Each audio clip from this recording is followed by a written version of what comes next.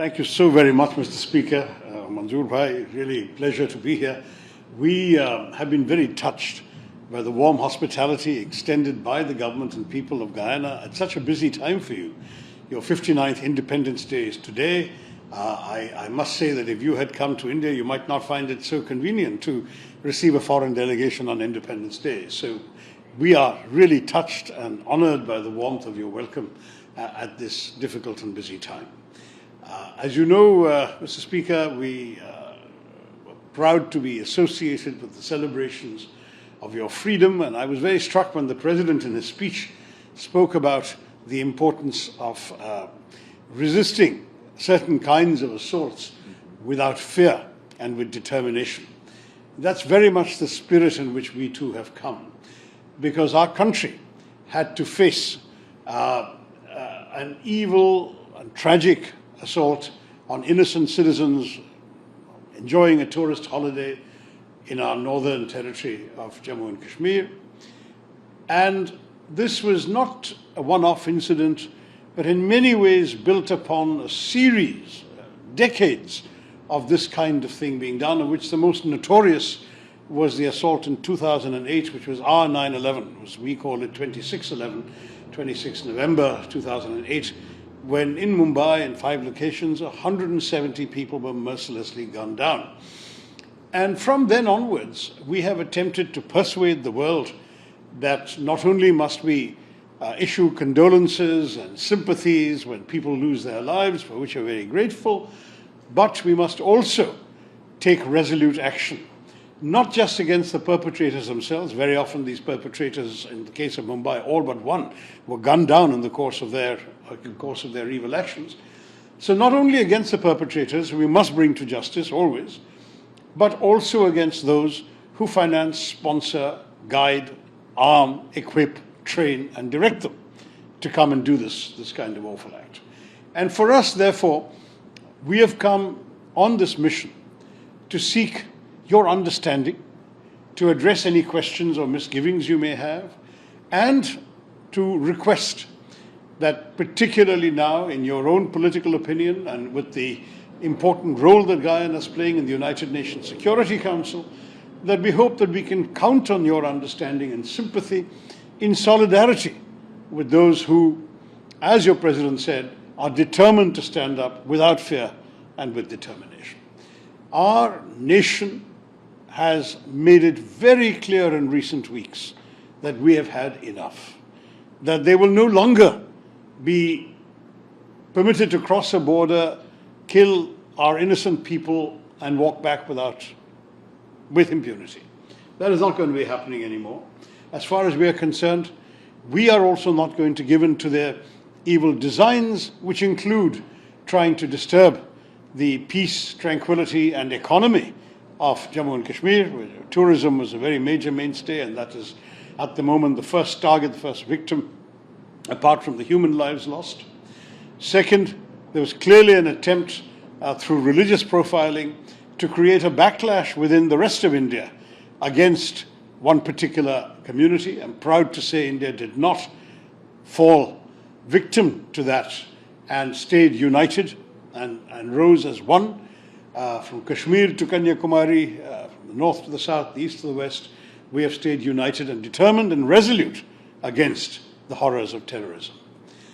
Their third attempt, very clearly, was to somehow bring international attention to their so-called grievances, which are in fact the illegitimate desires of a neighboring country to claim territory that they don't control. And let me say that this is a problem that need not exist. Many, many attempts have been made over many decades to settle this issue, because we frankly want to get on. We want to get on with our development, Mr. Speaker. We have had a challenge. Till 10, 15 years ago, there were more than a couple of 100 million people living below the poverty line. We want to bring them into decent standards of life and hope. We want to grow our economy, which for some years now has been the fastest growing free market democracy in the world. We have also got a strong technological base, which really makes us focus on the 21st century and the future, rather than being buried in the unresolved grievances of the past.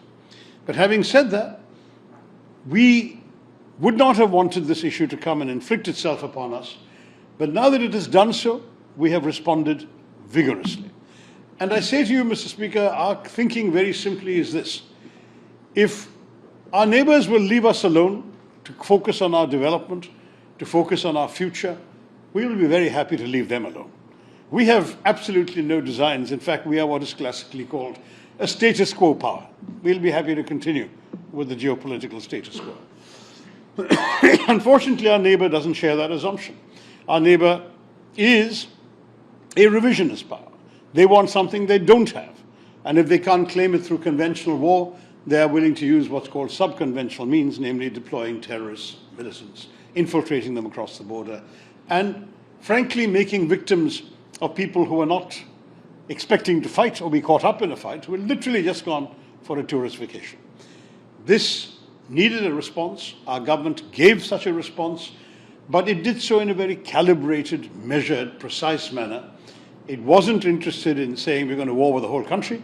We are simply going to assault specific sites that have been known and identified as belonging to, housing, basing organizations that are listed by the United Nations Sanctions Committee and organizations which are on the wanted terrorist lists of the US government as well.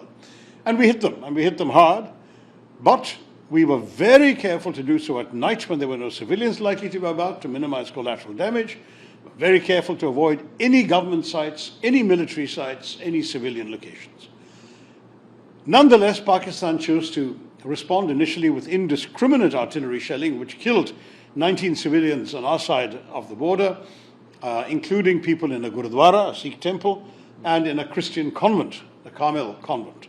And then, sadly, they added to this a battery of drones and missiles targeting everything from civilian airports to homes, to vehicles, to airfields, and so on. I'm proud to say that our air defenses proved more than equal to the task. Minimal damage was done. We also responded in kind to the artillery shelling, and we also responded with strikes across the border in response to their attacks on us. So the message again was clear. If you attack, we will respond. If you will hold your fire, we will hold our fire, because we are not seeing our actions as the first salvo in a protracted war. This message was finally understood after 88 hours of fighting, and the Pakistani Director General of Military Operations, called his Indian counterpart, asked for a cessation of firing, to which we agreed with alacrity because we didn't want to prolong the conflict anyway, and that's where we are. Having said that, the hunt for these killers, 4 of whom have been identified by name and photograph, continues. The armed forces are prepared to respond in case of any future misadventure from across the border. And the Prime Minister has declared that any act of terror, and I don't think he meant any small act of terror, but any serious act of terror, will be responded to as an act of war. So these are the messages that our government has given to its neighbour, and which we are conveying to the world at large. If you have questions or concerns, we're very happy to address them. But I do want to say, Mr. Speaker, that your welcome and your warmth of your reception has itself been deeply heartwarming and gratifying for all of us. We feel at home here in Guyana. We were privileged to be part of your Independence Day celebrations. And we hope that just as you are determined to keep your country free and safe, so are we. And we look forward to your understanding and support in that endeavour in these trying times. Thank you, Mr. Speaker.